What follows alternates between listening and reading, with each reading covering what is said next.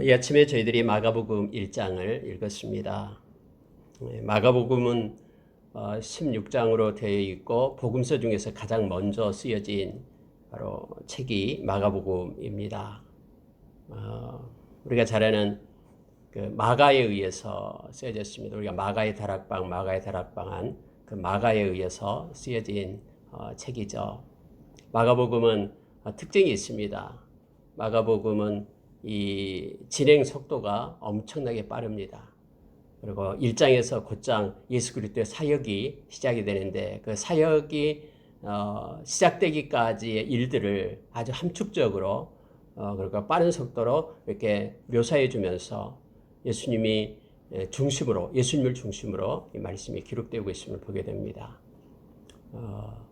특히 마가복음은 다른 복음서를 쓰고 또 참고되는 그러한 기본서가 되었다고 많은 신학자들은 그렇게 말합니다. 다시 말하면은 그 복음서 중에 여러 가지 요소들을 다 가지고 있는 사건의 여러 가지 것들을 포함하고 있는 그러한 복음서다라고 말을 합니다. 특히 야고보서는 그 유대인을 대상으로 쓴 것이 아니라 로마에 있는 그러한 헬라인들, 그들을 이방인들을 향해서 쓰여진 책입니다. 예수님의 예수님을 고난받는 종으로 묘사하고 있고요. 예수님은 온 세상의 구세주로 나타나고 있는 그런 책이 마가복음이 됩니다. 특히 예수 그리스도의 그런 인간 되심에 대한 부분이 많이 나타나고 있습니다. 너무나 예수님은 사랑이 많으시고 또 친밀하시고 또 함께 하시는 그런 예수님의 모습이 곳곳에 나타나고 있음을 봅니다. 우리가 1장에 들어가서요. 말씀 가운데 1장 1절에 보면 이렇게 됩니다. 하나님의 아들 예수 그리스도의 복음의 시작이라 해서 복음을 먼저 말씀을 합니다. 이제부터는 복음의 시작이다. 이제부터는 그림자 시대는 끝나고 실제가 오셔서 실제의 그런 하나님의 아들 그리스도의 복음이 나타나고 지금부터 복음의 시대라 하면서 바로 1장부터 예수 그리스도를 등장시키는 것을 보게 됩니다. 예수님의 오실 길을 준비하는 그런 세례 요한의 내용으로 간략하게 쓰고 있습니다. 1절부터 8절까지 내용을 나타내고 있는데요. 특히 그가 하는 사역 중에서 7절에 보면 이렇게 되어 있습니다. 그가 전파하여 이르되 나보다 능력 많으신 이가 내 뒤에 오시나니 나는 굽혀 그의 신발끈을 풀기도 감당하지 못하겠노라 하면서 예수 그리스도와 세례 요한을 이렇게 비교하면서 세례 요한이 지금 말하고 있는 것입니다. 자기는 낮추고 예수님을 높이고 있는 세례 요한의 모습을 봅니다. 나는 너희에게 물로 세례를 베풀거니와 그는 너희에게 성령으로 세례를 베푸시니라 하면서 성령의 세례는 예수 그리스도를 통해서 온 것임을 이렇게 선포를 합니다. 그리고 우리가 물로 세례를 받는 것은 많은 사람들을 향하여 우리가 하나님께 속하고 예수 그리스도를 믿는 자다라는 표현으로 나타내지만은 성령의 세례는 우리의 내적인 것이죠. 우리의 마음속으로 예수님을 영접하고 진심으로 영접하는 그에게 하나님의 자녀가 되고 그리고 성령이 임재하고 있는 것이 성령 세례가 됩니다. 그래서 성령 세례는 우리가 예수님을 처음 믿을 때 한 번 우리에게 주어집니다. 성령님은 떠나지 않습니다. 예수 믿는 모든 사람에게는 성령님이 계십니다. 만약에 성령님이 계시지 않는다 그러면은 그런 예수를 믿는 사람이 아니다라고 바울 사도는 그렇게 말하고 있습니다. 그리고 또 성령의 충만함은 또 다릅니다. 성령의 충만하면은 우리가 사역의 자리에 나가죠.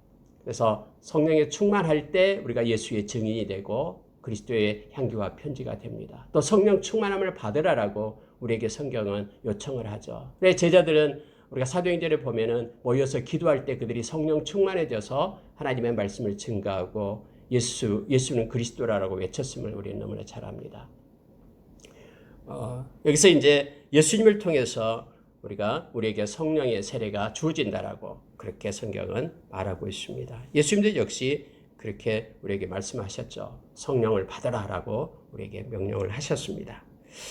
이렇게 예수 그리스도에 대한 것을 예수님을 중심으로 세례 요한은 그렇게 전파하면서 처음에 시작하고요. 이제 예수님이 와서 세례를 받는 장면으로 연결이 바로 됩니다. 예수님이 세례 요한에게 와서 세례를 받죠. 하나님이 인간에게 세례를 받습니다. 그때 다른 성경에서는 그렇게 말했잖아요. 내가 당신에게 가야 되는데 당신이 내게로 오십니까? 라고 세례 요한이 그렇게 말할 때 우리가 이렇게 하여야 된다 하면서 말씀으로 기록된 것을 우리가 이루자라고 그렇게 예수님은 말씀하시죠. 겸손한 예수님은 세례를 받고 일어날 때에 하나님께서는 하늘의 문을 열어서 사랑하는 자들아, 사랑하는 내 아들이다 라고 내가 너를 기뻐하노라 라고 하나님께서 확증해 줍니다. 예수님이 그리스도 되심을 그렇게 나타내 주고 있음을 보게 됩니다. 성경은 예수님의 사역이 14절에 보니까 요한이 잡힌 후 이렇게 표현이 됩니다. 요한이 잡힌 후 예수께서 갈릴리에 오셔서 하나님의 복음을 전파하여 이르시되 이렇게 말씀하시면서 예수님께서 처음 전파하는 내용이 나오고 있습니다. 때가 찼고 하나님의 나라가 가까이 왔으니 회개하고 복음을 믿으라. 여러분이 말씀 가운데요. 그 요소, 그 캐리그마가 다 있습니다. 지금은 하나님의 나라가 나오죠. 하나님의 나라. 예수 믿는 사람들은 그 중심이 하나님의 나라에 있습니다. 예수님의 사역은요, 다 하나님의 나라에 대해서만 그렇게 말씀하고 가르치시고 그렇게 인도했음을 우리는 너무나 잘 압니다. 그리고 회개입니다. 회개. 사람들은 회개를 싫어합니다. 그러나 성경의 곳곳에는 회개 없이는 생명 얻을 수 있는 길이 없습니다. 우리를 부르신 이유가 바로 죄사함 주기 위하여, 회개해서 죄사함 주기 위하여 우리를 불렀다라고 성경에 말해주고 있죠. 그래서 늘 우리는 회개 자리에 앉아야 됩니다. 그리고 복음을 믿는 것입니다. 예수님의 십자가, 나를 위하여 죽으신 그 십자가, 그리고 나에게 영원한 생명을 주신 그 부활, 지금도 살아계셔서 우리와 함께 하시는 이 복음을 믿는 것입니다. 예수님께서 첫 마디가 바로 15절에 말씀하고 있습니다. 그런데 여러분, 반드시 때가 있다라는 것을 우리가 기억을 해야 됩니다. 예수님이 세상에 오셨으면은 30살까지 왜 계셨을까? 그냥 20살에도 혈기가 있고 그때도 시간이 있고 그러는데 그때 나와서 많은 사람들한테 복음을 증가하고 그러시지 겨우 30살까지 계시다가 3년간만 이렇게 복음을 전하고 왜 또 가셨을까? 너무나 때로는 비합리적인 것 같다라는 생각도 합니다. 그 짧은 우리의 생각으로 말입니다. 그런데 성경은 반드시 때가 있다고 말하면서 예수님께서 활동하기 시작한 때가 언제냐면은 여기서 말할 때 요한이 잡힌 후 이렇게 되어 있습니다. 요한은 예수님보다 6개월 먼저 태어난 사람이거든요. 그래서 요한이 잡힌 후에 그때 그 시점부터 예수님께서 복음을 증가하기 시작합니다. 왜냐하면 요한은 예수님이 오실 길을 준비했던 사람이기 때문에 그렇습니다. 준비된 자가 준비해야지만이 오셔서 이제는 증거하기 시작하는 것이죠. 그래서 준비한 자의 때가 지난 후에 오신다라는 것을 성경은 말해주고 있습니다. 우리의 일생도 마찬가지입니다. 막 그냥 하나님께서 알아서 그냥 바로 세워주시고 막 하시지 왜 이렇게 뜸을 들이고 계신가라고 우리는 때로는 이렇게 질문도 하고 또 그것 때문에 마음에 속상하기도 하고 막 그런 적이 있잖아요.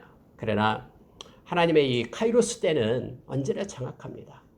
그리고 하나님은 우리의 인생의 길이를 정하시고 크고 작은 일들을 인생 가운데 놓았기 때문에 주어진 것에 또 우리에게 지금 현재 우리가 가지고 있는 것에 우리에게 하나님께서 주신 그것에 우리는 감사하며 하나님께 영광을 돌리고 거기서 최선을 다하는 삶을 살아가는 것이 하나님의 백성의 모습임을 우리가 봅니다. 그럴 때 하나님께서는 하나님의 때에 하나님의 방법으로 또 우리를 통해서 일하시고 또 우리 자녀들을 통해서 일하시고 행하시는 그 하나님을 우리가 기억하길 원합니다.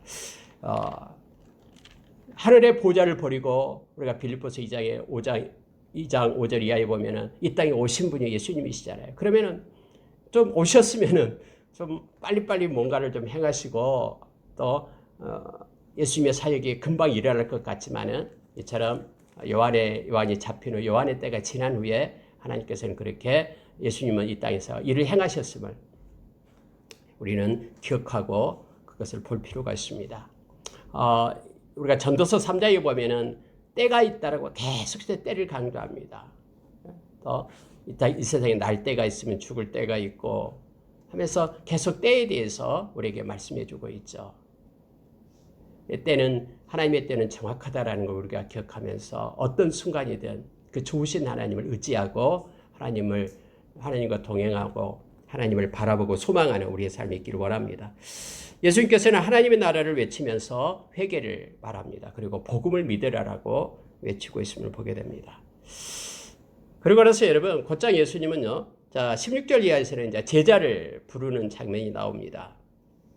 예수님은 그리고 이 갈릴리에서부터 사역이 시작됩니다. 이게 중요한 것이죠. 갈릴리, 예루살렘에서 시작된 게 아니라 저 시골 갈릴리에서 복음의 사역이 시작이 됩니다. 그리고 예수님께서 우리가 어제 새벽에도 말씀을 나눴습니다마는 부활하셔서 그렇게 얘기했죠. 제자들에게 갈릴리에 가서 만나자.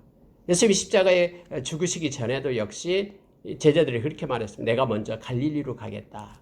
그래서 처음 복음의 사역이 시작되고 처음 제자들을 불렀던 그 자리, 그 갈릴리로 예수님이 부활하셔서 다시 가시죠. 그리고 그곳에 제자들이 같이 모이게 됩니다. 그리고 다시 예수님께서 그곳에서 제자들에게 명령을 하죠. 내가 이곳에서 너희들과 함께 사역을 시작했듯이 이제 내가 떠난 후에 이제는 성령님이 오셔서 너희와 함께 할 것이다. 그리고 내가 너희와 함께 복음의 이 사역이 시작했듯이 너희들은 성령님과 함께 이제는 복음의 사역이 너희들이 시작해라 하면서 그 갈릴리에 모여서 다시 부활의 주님께서 제자들에게 그렇게 파송하고 또 그들에게 명령을 주는 것을 우리가 볼 수가 있습니다. 17절에 보니까요. 이제는 시몬과 그 형제 안드레를 부르는 장면이 나옵니다. 17절에 예수께서 이르시되 나를 따라오라 내가 너희로 사람을 낚는 어부가 되게 하리라. 그랬더니 곧 그물을 버려두고 따르니라 라고 되어 있습니다. 세베대의 아들들도 있습니다. 야고보와 요한입니다.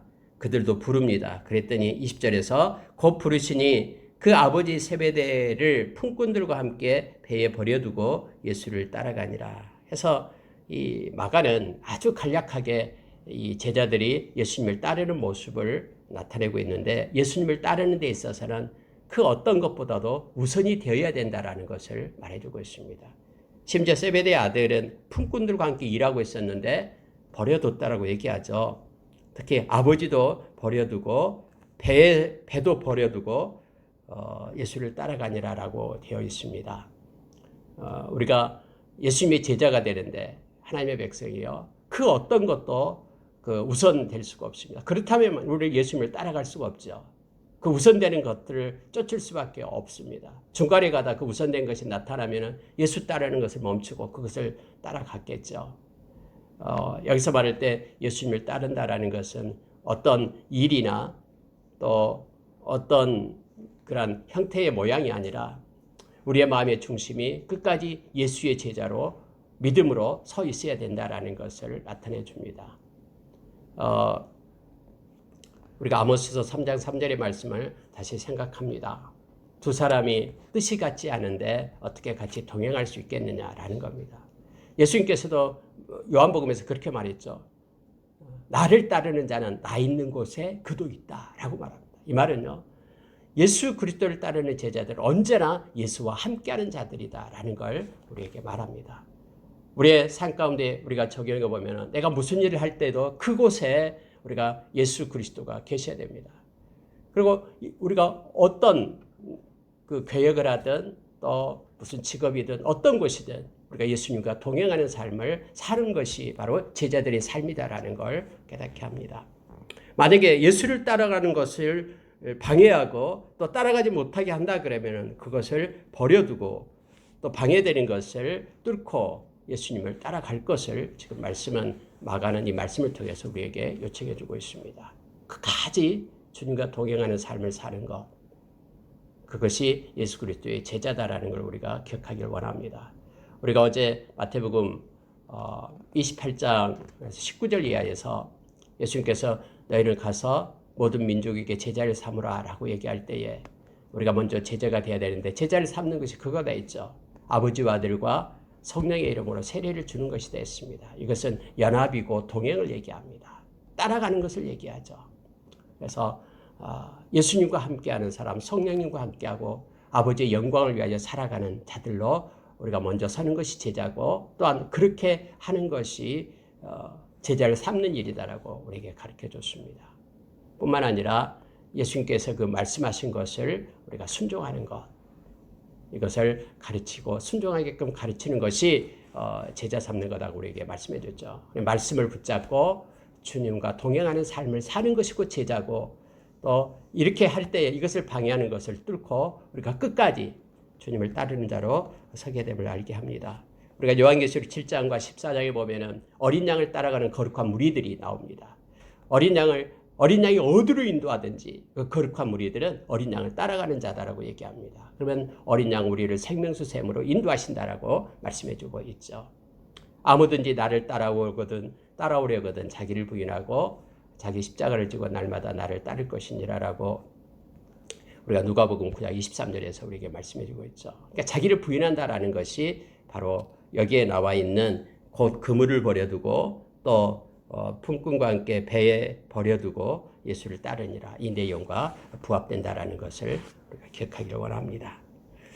여러분 24절에 보니까요, 나사렛 예수여 우리가 당신과 무슨 상관이 있나이까? 우리를 멸하러 왔나이까? 나는 당신이 누구인 줄 아노니 하나님의 거룩한 자니이다. 예수께서 꾸짖어 이르시되 잠잠하고 그 사람에게서 나오라 하시니.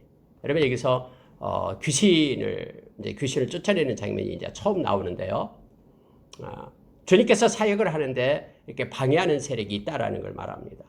약한 사탄의 역사, 귀신의 역사가 있다라는 것이죠. 그런데 우리가 이 귀신도 이제 보면은요, 예수님이 누군 줄 안다라고 말합니다.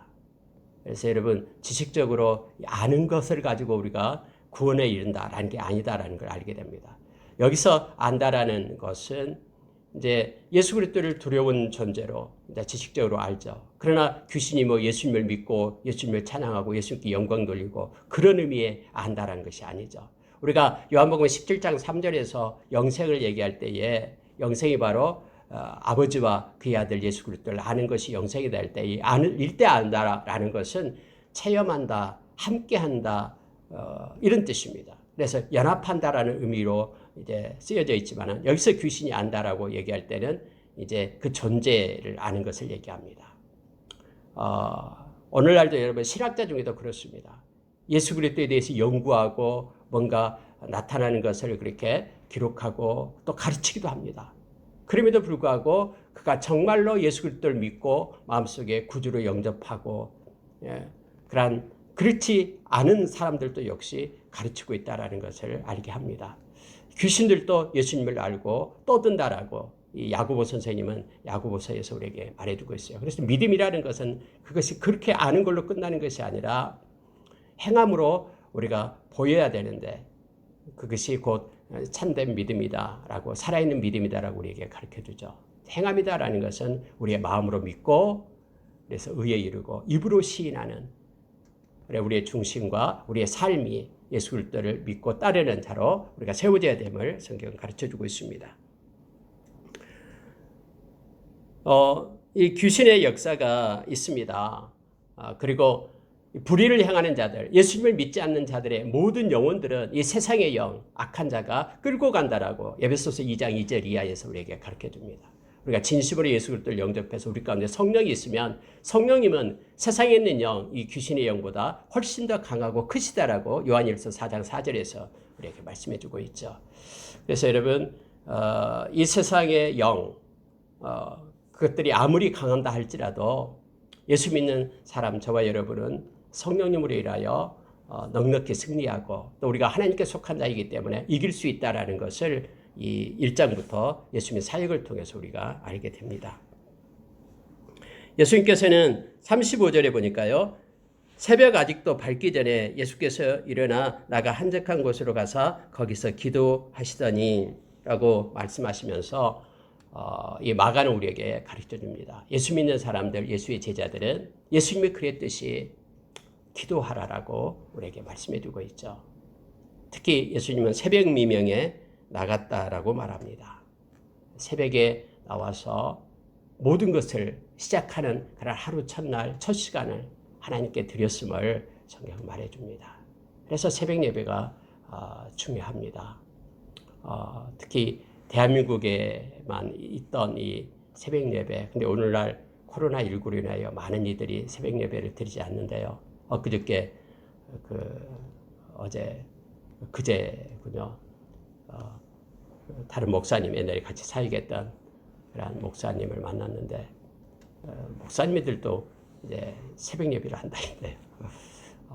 그러면서 제가 마음이 좀 아팠습니다. 새벽 예배가 이게 의무가 아니잖아요. 이거 우리에게 복이고요. 이거 권리예요. 이 기도라는 자체가요. 의무가 아닙니다. 기도는 권리예요. 그래서 많이 기도를 찾아야 됩니다. 기도 시간은 하나님이 우리에게 주신 특권이잖아요. 그런데 처음에는 뭐 새벽 예배 이렇게 다니지 않으니까 마음에 찔리고 했었는데 몇 년이 지나버리니까 새벽 예배가 그렇게 넘어갔다 하면서 웃으면서 얘기했는데 어쨌든 마음이 좀 슬펐습니다. 예수님께서 새벽 아직도 밝기 전에 처음 기도에 대해서 마가가 말할 때에 지금 이 얘기를 쓰면서 이 말씀을 읽는 저와 여러분을 하여금 기도의 사람이 될 것을 지금 요청하고 있습니다. 한적한 곳에 가서 기도할 것을 바랍니다. 우리가 주님의 음성을 듣고 주님의 마음을 받을 때 조용하고 그리고 깊이 주님을 만날 수 있는 그런 큐티의 공간을 찾는 것이 중요합니다. 혼자 있을 때도 역시 하루에 이 조용한 시간을 찾아서 하나님과 교통하는 그러한 시간들, 또 삶이 있어야 됨을 우리로 하여금 알게 합니다.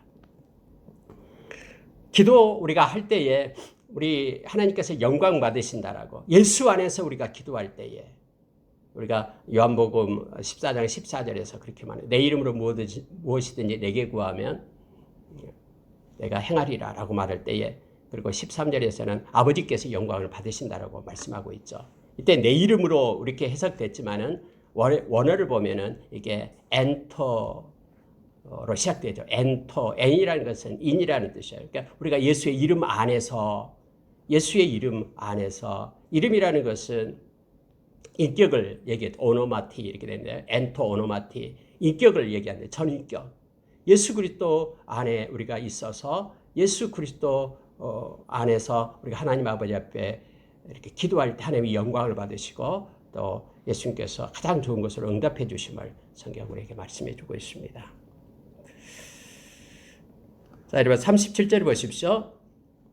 만나서 이르되 모든 사람이 주를 찾나이다. 이르시되 우리가 다른 가까운 마을들로 가자. 거기서도 전도하리니 내가 이를 위하여 왔노라 하시고 이에 온 갈릴리에 다니시며 그들의 여러 해당에서 전도하시고 또 귀신들을 내쫓으시더라 해서 예수님은 내가 여기에 온 이유가 전도하러 왔다 하면서 내가 이를 위하여 왔노라라고 말씀하고 있습니다. 하나님의 나라를 증거하는 것입니다. 그리고 복음을 믿으라라고 외치는 것입니다. 이것 때문에 왔다라고 예수님이 말씀하시면서 두루 마을을 돌아다니며 이 전도의 사역을 행하셨음을 성경은 말해주고 있습니다. 궁극적으로 교회의 존재 이유가 이 복음을 증가하는 데 있죠. 예수님의 삼중 사역이 지금 다 나타나고 있는데요. 하나님의 나라를 전파하시고 하나님의 나라의 일을 가르치시고 그리고 여기에 이제 병든 자 이렇게 귀신 들린 자 이들을 온전케 하는 그런 사역을 행하시는 것이죠. 근데 궁극적으로 이 모든 것들을 행하는 하나님 예수님의 그 사역을 삼중 사역을 행하는 것이 교회죠. 그러면서 이것을 한마디로 말하면은 이러한 예수 그리스도를 전함으로 인하여 그들도 역시 예수 그리스도의 제자가 되는 것, 제자를 삼는 것 이것이 그 교회의 존재 이유임을 또 가르쳐 줍니다. 자, 44절 보고 마치겠습니다. 이르시되 삼가 아무에게 아무 말도 하지 말고 가서 내 몸을 제사장에게 보이고 네가 깨끗하게 되었으니 모세가 명한 것을 드려 그들에게 입증하라 하셨더라 이렇게 되어 있습니다. 나병 환자를 고치는 장면이 나옵니다. 여러분 옛날에는 문둥병 이렇게 표현됐는데 이제 나병으로 표현이 되죠. 그때 이 나병 환자가 그렇게 말합니다. 엎드려서 간구를 하죠. 원하시면 저를 깨끗하게 하실 수 있나이다. 원하시면 저를 깨끗하게 하실 수 있나이다 라고 말하니까 예수님께서 성경의 41절에서 불쌍히 여겼다라고 말합니다. 그리고 손을 내밀어서 그에게 대시며 성경 원전에 이걸 기록하고 있죠.